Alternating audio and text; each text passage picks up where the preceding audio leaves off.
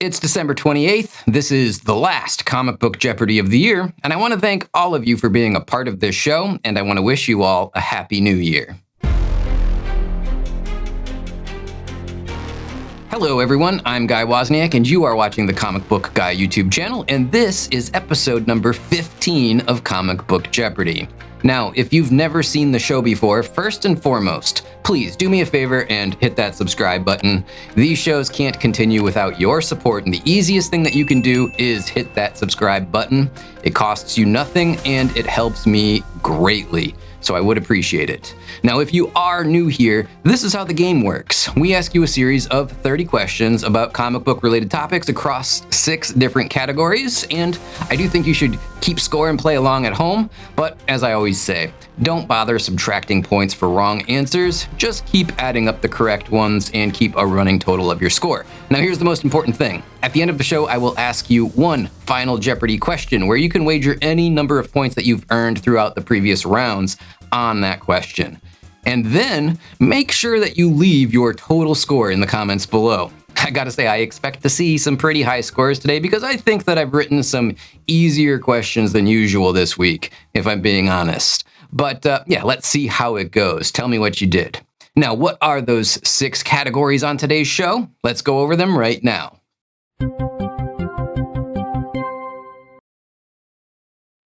Category number 1 this week is going to be Aunt May, and this category was voted on by channel members, and it beat out Wonder Woman and Jean Grey. And if you would like to vote on the weekly member polls and help us select categories for the show, just click that little join button down below this video player, and you can get a membership to the channel. Once a week, I'll post these polls, and you can vote on future categories. Category number 2 this week is going to be comic strip classics. And when I was writing today's categories, I was thinking, who remembers those comic strips from newspapers back in the day? Man, I miss those things. And when I get nostalgic, you usually get clues about whatever is making me feel that way. And this week it's going to be comic strip classics. Our third category today will be indie comic movies, and this will be a series of questions all about movies based on independent comic books, which in my opinion generally make some of the best comic book movies. Category 4 is comic book catchphrase, and you probably know this, but it is very common for comics and characters in comics to have a catchphrase or a war cry, and that's what we'll be talking about today in this category.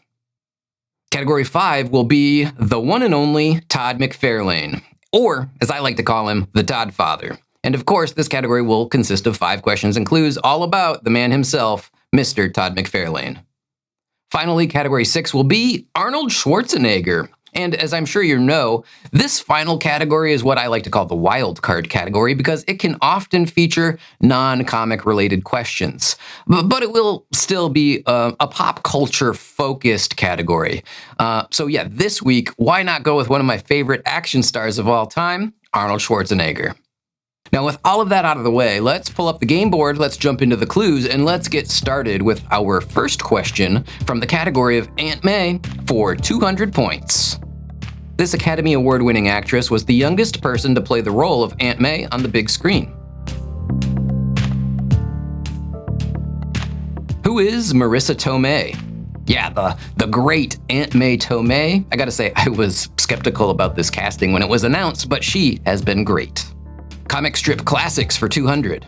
Created by Charles Schulz, this comic strip follows the life of a young boy, his dog, and their friends. What is the Peanuts? Indie comic movies for 200. Hellboy has been portrayed by several actors on the big screen, including David Harbour and Jack Kesey, but originally he was played by this actor. Who is Ron Perlman? Comic book catchphrases for 200. Hulk often says he will do this to puny humans. What is Hulk Smash? The Todd Father for 200. After leaving Marvel Comics, Todd McFarlane co-created Image Comics and this comic book series. What is Spawn? And yeah, isn't it time for a new Spawn movie yet? I feel like I have been waiting for this forever. Arnold Schwarzenegger for 200. One of his first roles, Arnold played this famous character in 1982, who has been published in comics by Marvel, DC, and others. Who is Conan the Barbarian? So that'll wrap up the 200-point cupcake round, guys. I hope you went 6 out of 6 on that one, but if not, hey, don't worry, there are plenty more questions to come. Now, let's do Aunt May for 400. Aunt May is known for cooking Peter this, his favorite breakfast. What are wheat cakes? Comic strip classics for 400. Known for his DC comic book series, this hero was also seen in comic strips where the popular catchphrase, "It's a bird, it's a plane," was commonly used. Who is Superman? Of course. And let's not forget faster than a speeding bullet. I guess Superman had a bunch of catchphrases, apparently. Indie comic movies for 400. This indie comic exploded in popularity, leading to cartoons, action figures, and movies. The first of which premiered in 1990 and was the highest-grossing independent film up to that point. What is Teenage Mutant Ninja Turtles? Yep, that movie was full of TURTLE power. Comic book catchphrases for 400. You know he's ready for action when the Thing says this. What is It's Clobberin' Time? The Todd Father for 400. Todd McFarlane's work on Amazing Spider-Man launched him into superstardom, thanks in no small part to the creation of this lethal villain. Who is Venom? And he eventually became the Lethal Protector. Who remembers that 1993 comic book series? Arnold Schwarzenegger for 400. Get to the chopper is a famous one-liner Arnold belted out in this 1987 sci-fi classic. What is Predator? All right, that'll wrap up the 400-point round. And here's the question from Aunt May for 600 points. And it's a clue that I actually didn't know the answer to before researching this week's questions. But it did take place all the way back in 1974. So, hey, what can I say? Aunt May nearly married this villain and longtime Spider-Man nemesis. Who is Dr. Octopus? Comic strip classics for 600. Following the adventures of a mischievous boy and his stuffed tiger, this strip was syndicated from 1985 through 1995. What is Calvin and Hobbes? Indie comic movies for 600. Following the life of indie comic creator Harvey Pekar, this film starred Paul Giamatti and was nominated for an Academy Award. What is American Splendor? And if you haven't seen this movie, please do yourself a favor and watch it ASAP. You will thank me later, I promise you. Comic book catchphrase for 600. An oath by this character starts with the phrase, "In brightest day, in blackest night." Yeah, who is Green Lantern, of course. The Todd Father for 600. Todd paid nearly $3 million for a record-breaking home run baseball from this Major League slugger. Who is Mark McGuire? And finally, Arnold Schwarzenegger for 600. In this hit film, he only had about 14 lines and 21 minutes of screen time, but he played the movie's title role. What is Terminator? And of course, the most famous line, "I'll be back," was from that movie. Aunt May for 800. Later in life, Aunt May was remarried to this man, the father of the mayor of New York City at the time. Who is John Jonah Jameson Sr.? Comic strip classics for 800. First appearing in comic strips in 1978, this character, with a taste for Italian cuisine, quickly became popular in newspapers, books, and animated television shows. Who is the lovable Garfield? Indie comic movies for 800. This stylized adaptation of Brian Lee O'Malley's graphic novel series is well known for its video game aesthetics and its related humor.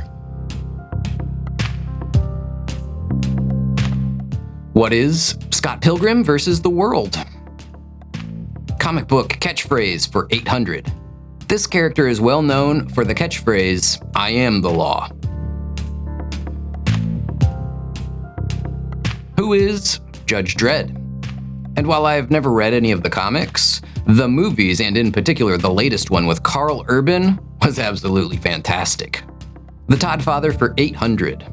One of his first major jobs was drawing the Incredible Hulk comic book with this collaborator and the author of the series. Who is the great Peter David? Arnold Schwarzenegger for 800. In the film Commando, Arnold played the character John Matrix. He was a retired soldier on a mission to save his daughter, who was played by this actress. Who is Alyssa Milano? And that will wrap up the 800 pointers, and it will bring us to the 1,000 point round. And of course, the toughest questions of the show, so I hope you're ready to ratchet up that difficulty just a little bit. Aunt May for 1,000. The 1990 Marvel Universe trading card featuring Aunt May suggests her group affiliation is the Grey Panthers, and that she has recovered from this many life-threatening illnesses. What is 23? Holy cow, that's a lot. Comic strip classics for 1,000. This comic strip by Tom Wilson, started in 1971, featured a bald and lovable character who often found himself in humorous and relatable situations. Yeah, what is Ziggy? Man, I haven't seen a Ziggy comic strip in forever. Indie comic movies for 1,000. Based on the comic series by James O'Barr, The Crow had its production derailed when this main actor tragically died on set. Who is Brandon Lee? Comic book catchphrase for 1,000. This blue-clad hero is known for shouting the word "spoon" prior to battle. Who is the Tick? The Todd Father for 1,000. In 2001, McFarlane Toys released the Harvesters of Sorrow Super Stage Edition of figures for this rock band. What is one of my all-time favorite bands? Metallica. And I gotta ask you guys, was that one a little too easy for a 1,000-point question? Leave it in the comments below. Arnold Schwarzenegger for 1,000. He played the character of John Kimball in the film Kindergarten Cop, which was set in this iconic movie town. What is Astoria, Oregon? Also known for being the setting of the all-time classic movie, The Goonies. Alright guys, that'll wrap up the 1,000-point round of questions and bring us to Final Jeopardy. Now in case you don't know how it works, I'll go over it again real quick. In Final Jeopardy, you can wager any number of points that you have previously earned and on a clue in a specific category. Now that category will be the X-Men's Jean Grey. Now again, don't worry about subtracting points from your total score if you get this one wrong, but do let me know in the comments what your total score is after finishing the game. I would like to know what you thought about the questions this week as well. Were they too easy or too hard, or were they just right? I would appreciate the feedback on that, please. Now, without any further ado, here's the clue for Final Jeopardy's category, the X-Men's Jean Grey. Created by Mr. Sinister, this character is the mutant clone of Jean Grey. She's also the mother of Nathan Summers, or Cable if you prefer, and is sometimes referred to as the Goblin Queen.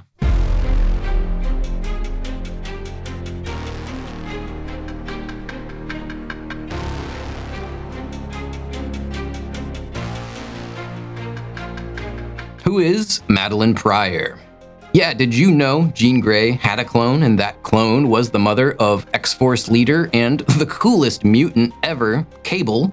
Because I didn't learn that for a very long time after becoming a fan of Cable, and at that point in time, yeah, I was a little bit surprised.